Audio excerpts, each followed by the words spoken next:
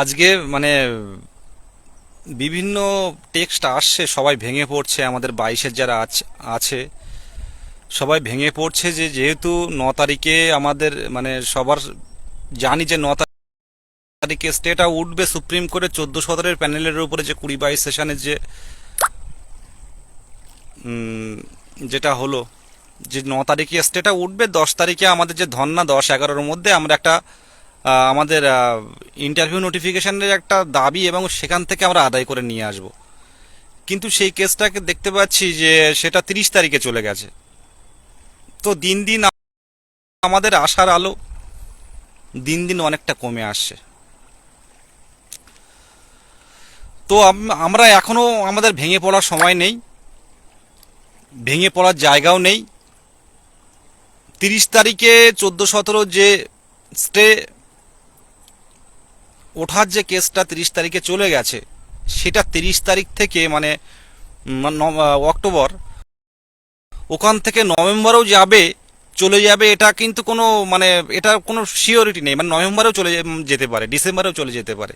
এর স্টে কবে উঠবে এর কোনো দিন ঠিক নেই, কারণ পরপর কেসটা কিন্তু সরিয়ে নেওয়া হচ্ছে, সরে যায় কেসটা, তুলতে পারছে না বা তোলা হচ্ছে না। তো আমরা 22টাকে শুধু কি আমরা দেখবো বসে বসে? অনেকেই ভেঙে পড়ছে, বিভিন্ন জেলার সবাই টেক্সট করছে, দাদা কি হবে কি হবে, আমরা হারিয়ে যাচ্ছি দিন দিন। কিন্তু এই জায়গায় দাঁড়িয়ে আমি কয়েকটা কথা বলবো যে আমাদের 10-11 যে ধর্না বা অবস্থান কর্মসূচি আছে, সেই কর্মসূচি থেকে আমরা গৌতম পাল মহাশয়ের কাছে একটাই দাবি রাখবো যে 2022-দের অন্তত ইন্টারভিউয়ের জন্য অন্তত মানে ফর্ম ফিল আপটা করে রাখা হোক।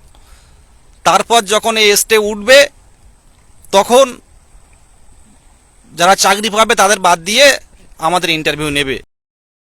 তাহলে আমরা কিন্তু অনেক কম সংখ্যক থেকে যাব। গৌতম পাল মহাশয় দেখতে পাচ্ছে মাথায় হাত বুলিয়ে ছেড়ে দিচ্ছে, কিন্তু সেই জায়গায় আমরা আর আর 8 থেকে 9 বার গেছি, আর কিন্তু আমরা এই ভুল করব না। এই ভুল কিন্তু আমরা করব না। 10-11 তারিখে সবাইকে আসতে বলবো, আপনারা ভেঙে পড়বেন না। আমরাও পারবো, আমরাও পারবো, আমরাও করে দেখাবো যে আমাদের ফর্ম ফিল আপ করে রাখুক। এখন আমাদের শূন্য পদ দেওয়ার দরকার নেই। ওই স্টে ওঠার পর তখন আমাদের নিয়ে সিদ্ধান্ত নেবে। আমাদের যারা অল্প সংখ্যক ডিএলএড আছে, টেট পাস রয়েছে, তাদেরকে সেই অনুযায়ী সিট সংখ্যা দিয়ে আমাদেরকে সবাইকে রিক্রুটমেন্ট করতে হবে, এই দাবি। কিন্তু আমরা যদি দেরি করি তাহলে কিন্তু আমাদের কিন্তু দিন দিন পরবর্তী ডিএলএড সেশনগুলো যারা কমপ্লিট করে নিচ্ছে তারা কিন্তু আমাদের সাথে ইন্টারভিউ আসবে। দেখো, নিজের ভালো তো সবার ভালো। 22 সালের টেট একমাত্র স্বচ্ছ টেট, যেখানে আমাদের একটা ঘড়ি কি আমাদের আংটিও খুলে নিয়ে পরীক্ষার হলে যেতে হয়েছে। মেয়েদের কানের, আমাদের দিদিদের কানের, বোনদের কানের খুলে নিয়েছে, কান ছিঁড়ে গিয়েছে, কান দিয়ে রক্ত বেরোচ্ছে।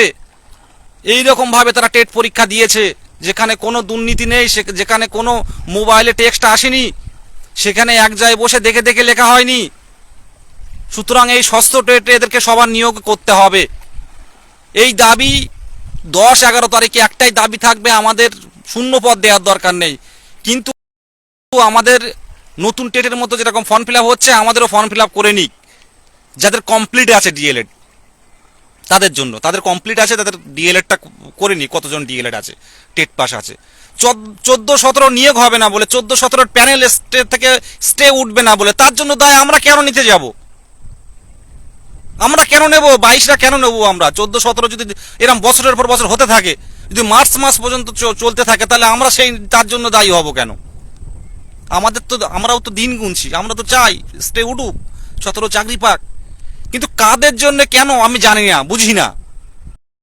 আমরা 14-17 বুঝি না, আমরা 22-এর রিক্রুটমেন্ট চাই, 22-এর ইন্টারভিউ চাই। আমার প্রথম পয়েন্ট এই 22-14-17 প্যানেল উঠুক না উঠুক। আমি কয়েকটা পয়েন্ট বলে শেষ করব, কারণ আমার এই লাইভে সত্যি কথা বলতে কি এমনি সময় ভালো যাচ্ছে না, দিন দিন বয়স বাড়ছে। সবাই বুঝতে পারছেন যে প্রাথমিক শিক্ষক হওয়ার স্বপ্ন নিয়ে যারা শুধুমাত্র আছে তাদের অবস্থাটা বুঝতে পারছেন কি অবস্থা। তো আমার প্রথম পয়েন্ট যেটুকু আলোচনা করলাম 14-17 প্যানেল উঠুক না উঠুক ছাই, ওটা আমরা দেখব না। আমাদের অন্তত পক্ষে ফর্ম ফিল আপটা করে রাখুক, তাহলে আমাদের কিন্তু ডিএলএড বেশি ঢুকতে পারবে না। ফর্ম ফিল আপ করে রাখুক, জবে উঠবে তখনই আমাদের শূন্যপদটা দেবে। শূন্যপদ দেবে মানে কি, এবারে আমরা এমনিতে ছাড়বো না, শূন্যপদ সবার নিয়োগ করতে হবে, এটাই দাবি। কোনো মিত্র কমিশন খাটাতে হবে না, কিচ্ছু করতে হবে না, শূন্যপদ দাও। যে কটা ডিএলএড আছে সবাইকে শিক্ষক হওয়ার স্বপ্নটাকে বাস্তবায়ন করার জন্য পদ তৈরি করে দাও। প্রথম এটা গেল, 14-17টা গেল। 14-17 প্যানেল উঠবে কি উঠবে না, আমরা আর গৌতম বাবুর কথায় আর চিড়ে ভিজবে না। ওদের ভরসা কেন? কোনো ইতিহাসে আছে কোন জায়গায় কি 22-এর নামে কোনো কেস আছে যে 22 কেস করে রেখেছে, 22-এর বিরোধিতা করার জন্য এই যে এদের জীবনে ইন্টারভিউ নেওয়া যাবে না? কোথাও তো কোনো হাইকোর্ট বলুন, সুপ্রিম কোর্ট বলুন, কোনো জুডিশিয়ারির আন্ডারে 22-এর রিক্রুটমেন্ট করতে পারবে না, এমন তো কোথাও লেখা নেই। তাহলে 22কে কেন মাথায় টুপি পরানো হবে? আর এই টুপি পরানোর জবাব যদি আপনারা দিতে চান, তাহলে বলবো 10 এবং 11 তারিখে যাদের প্রাইভেট স্কুলে পড়ান, প্রাইভেট ফার্মে কাজ করেন, যেখানে করেন না কেন, একটা দিন ছুটি নিয়ে আসবেন। ও করছে আমি যাব কেন? কেউ কেউ টেক্সট করছে আমাকে, দাদা আমার এই ফার্মে ছুটি পাই না। ছুটি পান না বুঝবেন না, একটা দিন জ্বর হলে তো আপনারা যাবেন না, ইন্টারভিউ বললে তো চলে যাবেন। যদি এখন এপিসিতে ইন্টারভিউ হয় সবাই চলে যাব আমরা, কে কি চাকরি করে জানি, কিন্তু এটা চাকরির ইন্টারভিউ মনে করবেন। 10-11 তারিখ চাকরির ইন্টারভিউ মনে করবেন, সেই মতো করে কলকাতার এপিসি ভবন অবরুদ্ধ করবেন। 10-11 তারিখ চাকরির ইন্টারভিউ, এটা মাথায় রাখবেন আপনাদের, কারণ এরপরে কিন্তু আর বলার জায়গা পাবেন না। টেট নিলেই কিন্তু 15 দিন পর ফল ঘোষণা করবে। ও সেই সময় অন্য যারা টেট পাস করে চাকরি পাবে না, তারাই আনন্দ দেখবে আর আপনারা বসে থাকবেন। এখন আমাদের অনেক কাজ আছে। প্রথম পয়েন্টটা বললাম, 14-17 স্টে উঠুক না উঠুক, 22-এর নামে কোনো কেস নেই। 22 ফ্রেশার, 22 এনসিটি রুল মেনে পাস করেছে, সুতরাং 22-এর নামে যখন কেস নেই 22 রিক্রুটমেন্ট প্রসেস চালু করতে হবে। আপনি শূন্য পদ না দিন, কিন্তু আমাদের টোটালি একটা 3 দিন কি 4 দিন টাইম দিয়ে, কি 1 সপ্তাহ টাইম দিয়ে আমাদের পুরো ইন্টারভিউ দেওয়ার জন্য যে যে জিনিসগুলো দরকার, আমাদের টোটালটা ডিএলএড এবং টেট পাস কতজন আছে তাদের একটা টোটাল একটা ফরম্যাট নিয়ে নিন, যে কতজন টোটাল আছে, একটা স্ক্রুটিনি করে নিন। এবারে 14-17 যারা চাকরি পেয়ে যাবে ইন সার্ভিস হিসেবে, তাদেরকে বাদ দিয়ে দেবেন, দিয়ে বাকিদেরকে পুরোটাই শূন্য পদ দিয়ে এদেরকে রিক্রুটমেন্ট করবেন। প্রথম পয়েন্টটা কিন্তু আমি বেরিয়ে গেলাম। আর দেরি হলে কি কি সমস্যা, শুধু আমাদের আন্দোলন না, আমি বারবার বলেছি, শুধু আন্দোলন না, আন্দোলনের সাথে সাথে কিন্তু আইনের পথটাও কিন্তু অবলম্বন করতে হবে, আইনের পথে যেতে হবে। আন্দোলনের সাথে কিন্তু আইন দেখতে হবে। আন্দোলন ছাড়া, আন্দোলন দরকার, আইনও দরকার।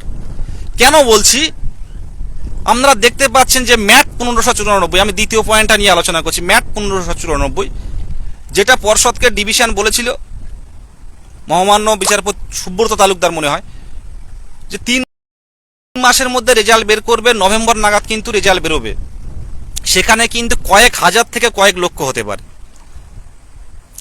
কয়েক হাজার থেকে কয়েক লক্ষ কিন্তু হতে পারে। সুতরাং আমি যেটা বলবো যে 1594 ম্যাটের এটাও কিন্তু একটা আমাদের ভাবনার বিষয়। আমরা হয়তো অনেকে ক্যাজুয়াল থাকছি, কিন্তু কিছু কিছু কিন্তু আমাদের আইনি পদক্ষেপ কিন্তু এখন দরকার আছে, আমার ব্যক্তিগতভাবে মনে হয়। এটা একটু ভাবুন, সবাই মিলে ভাবুন, বিভিন্ন আমাদের যে গ্রুপগুলো আছে, কেস আপডেট গ্রুপে কথা বলুন সবাই মিলে, কারণ ঐক্য মঞ্চে একমাত্র স্ট্রংভাবে কাজ করে, স্ট্রংভাবে এগিয়ে যায়। কিন্তু আমাদের আন্দোলনের পাশাপাশি এই ম্যাটটা নিয়ে ভাবনা চিন্তা করুন যারা আছেন। আমি সবাইকে বললাম, মোহিত থেকে শুরু করে, পার্থজিৎ রহমান থেকে শুরু করে, ইন্দ্র কার্তিক থেকে শুরু করে, বিকাশ মেহবুব থেকে, উত্তরবঙ্গ থেকে শুরু করে, আমাদের নন্দিতা থেকে শুরু করে, অদিতি রাজলক্ষ্মী থেকে শুরু করে, আমাদের অঙ্কিতা থেকে শুরু করে, আমাদের মানে রনু থেকে, মুর্শিদাবাদের রনু, শাহাবুদ্দিন থেকে শুরু করে, আমাদের অলিউল থেকে শুরু করে, শরীফুল থেকে শুরু করে, কার্তিক থেকে শুরু করে যারা আছো, আশিস থেকে শুরু করে, শফিউল্লাহ থেকে শুরু করে যারা আছো, বিভিন্ন ডিস্ট্রিক্টের, মালদার শুভেন্দু থেকে শুরু করে, দিনাজপুরের রঞ্জন থেকে শুরু করে, সবাই যারা আছো একটা আলোচনা করো। প্রত্যেকটা ডিস্ট্রিক্টের ম্যাট 1594 কিন্তু নভেম্বরের লাস্টের দিকে কিন্তু চলে আসে। এখানে কিন্তু 1 লক্ষর মতো কত পাস করবে কোনো ঠিক নেই, যার কোনো ওএমআর শিট নেই। আমরা এই ডিভিশনকে চ্যালেঞ্জ করে কিন্তু সুপ্রিম কোর্টে যেতে পারি। আমাদের যে লোকবল বা আমাদের যে সবাই যে পাশে আছে, এটা কিন্তু আমরা না করলে কিন্তু আমাদের বিপদ আমাদের সামনে আসে। শুধু আন্দোলন নয়, এখান যদি কয়েক লক্ষ আসে আমাদের আটকাতে হবে। যত কম হবে তত কিন্তু আমরা চাকরি পাওয়ার কিন্তু সুনিশ্চিততা কিন্তু বাড়বে, সুনিশ্চিত হবে চাকরি পাওয়াটা। ম্যাটটা আটকাতে গেলে আমাদের কিন্তু সুপ্রিম কোর্টে যেতে হবে। আমি দ্বিতীয় পয়েন্ট ম্যাট 1594 নিয়ে বললাম।